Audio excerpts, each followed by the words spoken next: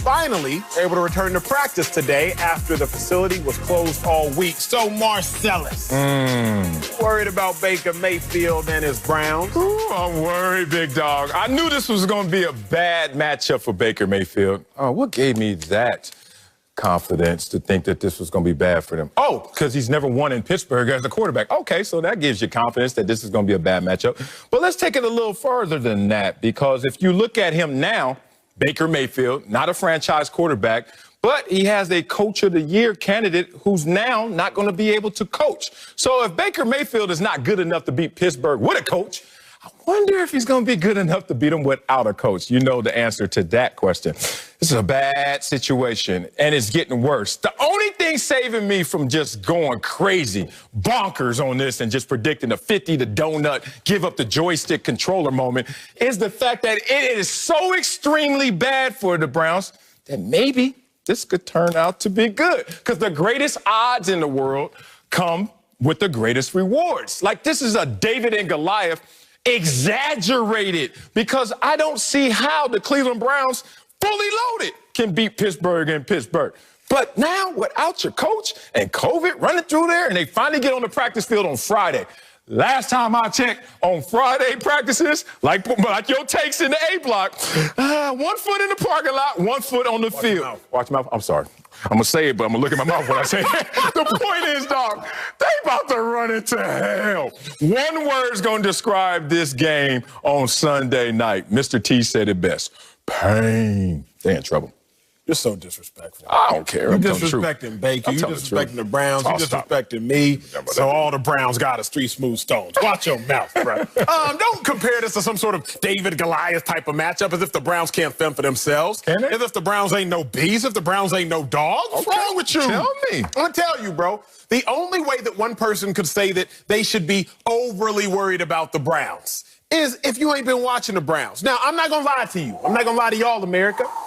In the back of my mind, I've read this question. I thought about it for a long time. I was like, okay, man, I'm a little concerned. But then I remembered this.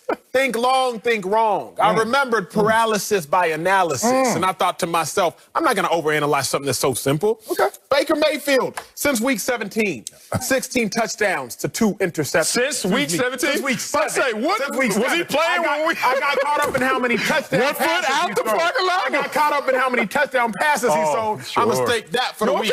Since week 7, 16 touchdown passes to only 2 interceptions, sir. Since week 7, Baker Mayfield and the Browns, they've been rolling. But meanwhile, these Steelers have been kind of suspect. So, Marcellus, for you to come up here and say that you're concerned means you're concerned for this reason.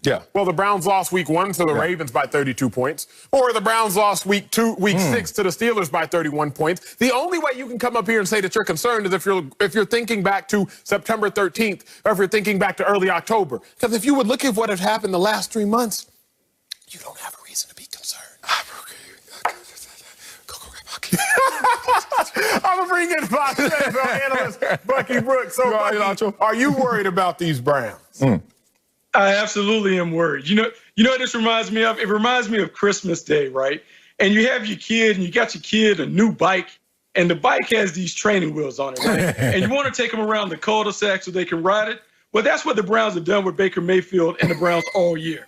Kevin Stefanski has put together a system that it won't teeter too much. Baker can ride it and feel like he's driving the offense. But if he goes off the rail, the wheel is there to kind of keep him propped up and elevated.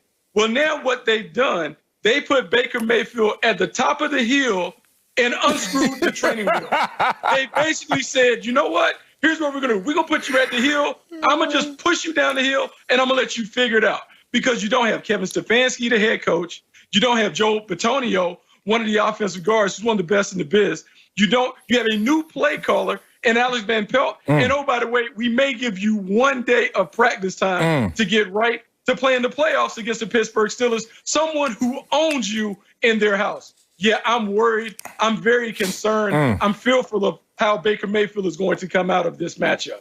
You all, gosh, I don't get why y'all are so stuck in the past. Like, you stuck at week 7? If you're looking at the Browns, you got a top 10 rushing offense, a top 10 rushing defense, top 10 in turnover margin. Every category in which you look at that qualifies a team for being a quality team, a good team. the Browns fall in that category. They one of 3 teams, Saints, Ravens, and the Browns, that are top 10 in the categories that we all use across the NFL that say you are a good football team. Baker Mayfield, 16 touchdown passes, 2 interceptions.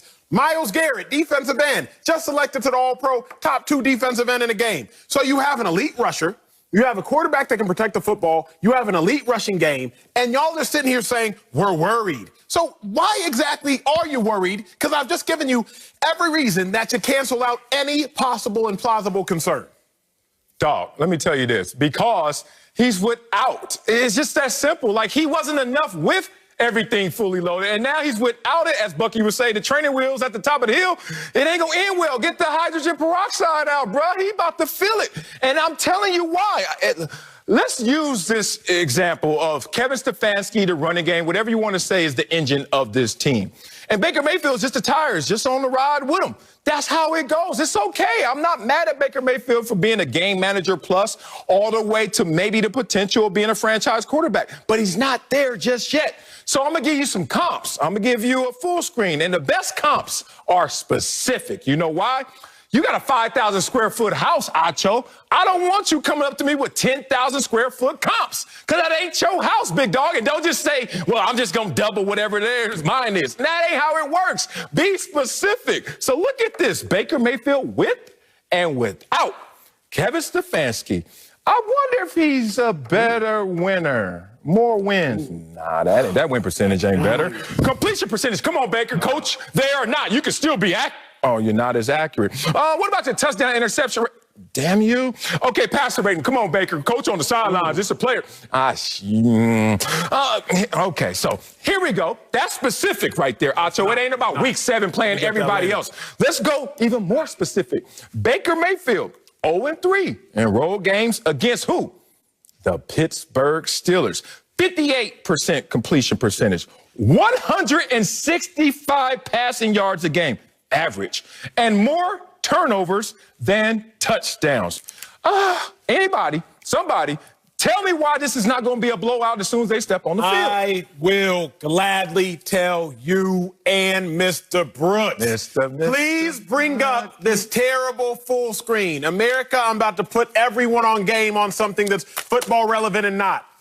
I hate full screens that show selection bias. I hate statistics and studies that show selection bias. What is selection bias? What you talking about, Willis? It is a distortion in a measure of association due to foregoing relevant information. What? Do I need to say that again? Yeah, you do. We didn't catch that. It's a distortion in a measure of association due to foregoing information. So what did you just do, Marcellus? Just put up stats. You came up here with a full screen of Kevin Stefanski with Baker Mayfield without Kevin Stefanski. You also forgot to add that Baker Mayfield was a year older with Kevin Stefanski. You forgot to include that Baker Mayfield and the It's an assumption that you should make. No. As the years go on, you get older. I thought everybody knew that. My bad. University of Texas. You're showing me a statistic that is completely irrelevant, because Baker Mayfield's success this year, I'm not just going to exclusively put that on Kevin Stefanski. Okay. Well, you know what, Acho? Next time I will put Baker Mayfield's birthday at the bottom as a footnote, just so everybody knows. He's older, y'all. He's gotten older. That's all you need to clear that up? That made no sense what you said, Acho. Get a Bucky. It didn't make any sense, because I didn't know being older automatically made you better. So playing more games in the NFL, more experience doesn't make you better? In our best shape as we got older. That doesn't